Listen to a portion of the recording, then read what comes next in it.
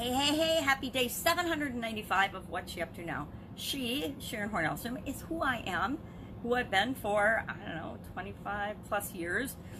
Before that, I was Sharon Horne, of course, then I got married, and now I'm divorced, and I just kept the long name. Once you get used to it, I'll never forget when I did the hyphenated name, like a week after I got married, I thought, oh my God, what was I thinking? Why did I hyphenate my name?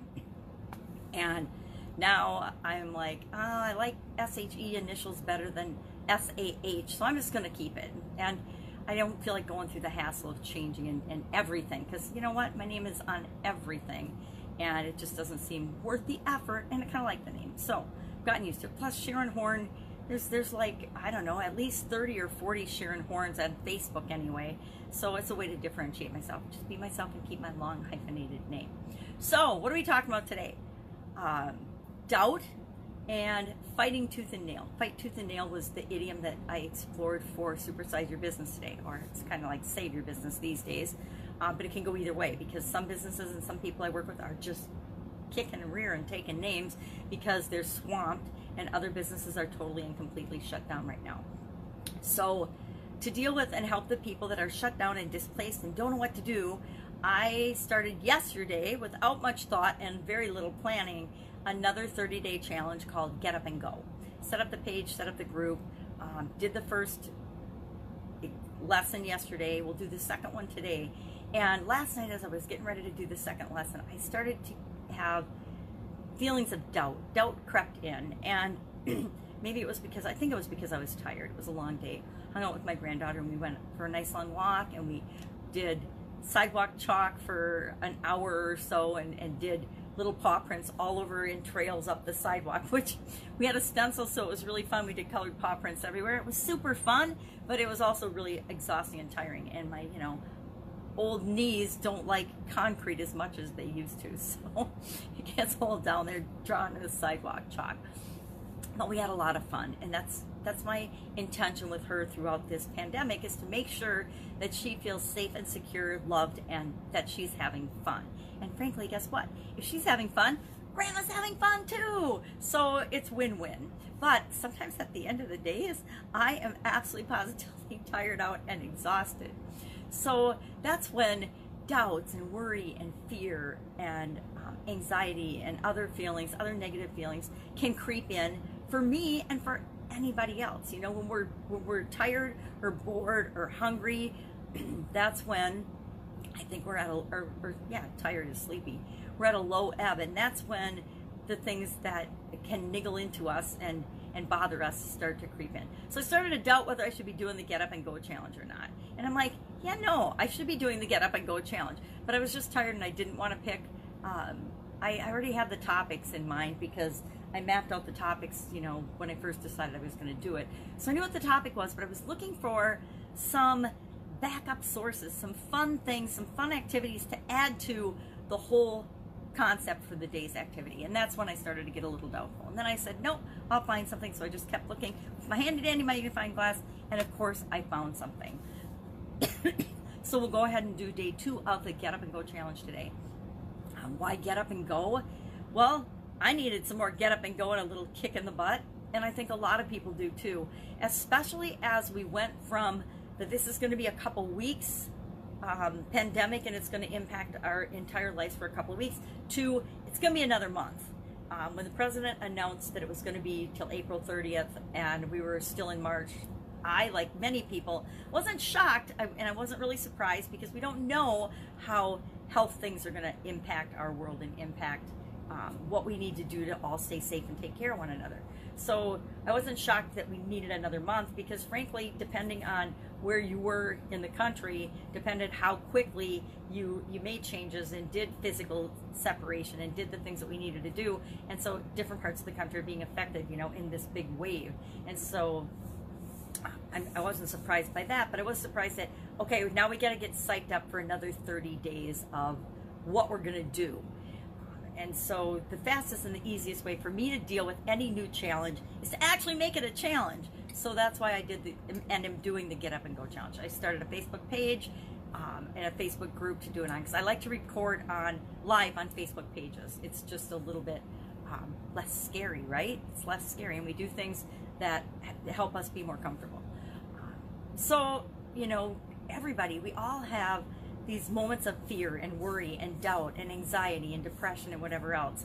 And for me, a long time ago, I learned that I can feel those things, and I can feel really bad, and I can make myself miserable because I can stack a whole bunch of stuff onto that, and I can add all the things and all the reasons that I failed and things haven't worked out for me in the past, and I can get myself into a really huge pity party. Or I can take a deep breath, I can change something, like usually what I'm doing. Usually I will stand up, go outside, turn on some music, listen to a meditation. I can do something to actually instantly change my thinking and focus on something else. If I focus on something else, or maybe I turn on a comedy or a funny show or something, or call somebody. I can phone a friend or something and talk to somebody and find out how they're doing. Because when I'm interested in other people, I'm not fretting and worrying about, you know, myself. So whatever I can do the quickest to get me out of that funk or where I'm going in that negative train of thought, the better. The faster and quicker I can switch gears by doing something else and changing either my physiology or what I'm thinking about. And usually the the easiest thing should be to change what we're thinking about, but that's usually the hardest thing, right? Once we get on that train of thought and we start piling crap onto our little red wagon, pretty soon we're on a roll, and it's like we're like the wagon's going over the roller coaster, and we're just going down, down, down, down, down. And so the faster I can do something physically or take some action to stop that, usually the better. I wish I could just say I could change a thought and I could think about a pretty thing, but I'm not that disciplined, and I think that's harder. It's actually harder than it is to physically do something. So I usually will physically do something. So yesterday I put on a weird movie. It was actually not a good, happy movie. It was some vampire thing, but I wasn't listening to it anyway because I was looking for a resource for the Get Up and Go challenge, which I found. The challenge for me personally with challenges is the resources that I used to go through when I did challenges are written documents and my notebooks and things. And as my vision's gotten really funky and pretty much gone, it makes it really hard for me to go and access those resources myself. You have to hire an assistant or somebody that, once the pandemic's over, that can come in and go through all my stuff and look for and find and maybe catalog or find different ways of making it possible for me to assess that information so that I don't get frustrated. I try not to get frustrated. I have noticed that my ability to handle computer and technological frustration has gone down significantly since the pandemic. I used to get frustrated when stuff wouldn't work or when stuff changed all the time. Now I'm just grateful to have it, and so I don't get frustrated by it. So there's a win. It's a win-win from the pandemic. So working on the Get Up and Go challenge, hanging out with my amazing 4-year-old granddaughter, helping people to pivot and make sure that as they come out of this pandemic or the situation, whatever it is for them, that they come out better than they went in. Now that's a big promise, right? If you went into the pandemic and you had a great job and were clicking along and all of a sudden you don't have a job, that's a big promise. But it's extremely doable for each and every one of us if we decide to fight tooth and nail for what we want and to use this time to pivot and change to make sure as we come out of this pandemic, no matter what it's going to look like for any of us, that we are okay, that we are setting ourselves up to win. I don't know about you, but I'm curious if other people have had major perceptive shifts about different things in our world. I know I've had a couple as far as time as a resource and all of our resources. I've had a different take on all of our resources now, like time and money and all the things that we think are important. And I have not increased my value or my thought about toilet paper, although many people have. But I found that I have a whole different way of looking at time and money and resources and the ability to get things done. And resourcefulness versus resources, I think, has really gotten to be even more important for me. I also have gotten a whole different perspective on the whole competitive thing and competition, and that it really truly is a world that we live in that if we're being ourselves, we don't have to worry about competition at all. We just have to be ourselves. So different perspective. Would love to know if people have had perception shifts or changed the way they look at certain things or certain situations differently. I look at caution tape differently. Once they came in our town and caution taped off all the playground equipment in the park nearby, and my granddaughter and I can walk through the park and just look at the equipment and all the fun things that we used to play on. We can't actually go on them right now because they're shut down by the government. And I don't really want to spend 30 days in jail or pay a bunch of money because because I want to play on the playground equipment. Not necessary.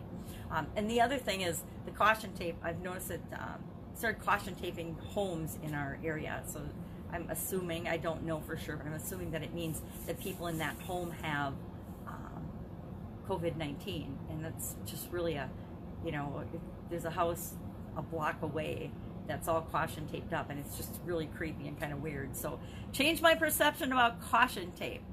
That's it. That's all I've got today. As I'm so grateful that I transitioned from the brick and mortar world and the corporate world to the online world a couple of years ago. I'm sure that it's part of why I'm feeling a lot more centered and grounded than I would be had I not made that shift. But if I can help you in any way, ask. Hit me up in the comments below. Again, if you're somebody that has lost your job or your business has shut down and you're looking for you're wondering what the heck you're going to do, hop on and join us for the Get Up and Go Challenge. I guarantee that by the end of the challenge, by the end of April, you will feel so much better and be so much better off than you are feeling and being today at the beginning of the month. Hands down, absolutely positively guarantee it. Right? Have an amazing day. If I can help you, ask. Otherwise, I will be with you tomorrow. Bye.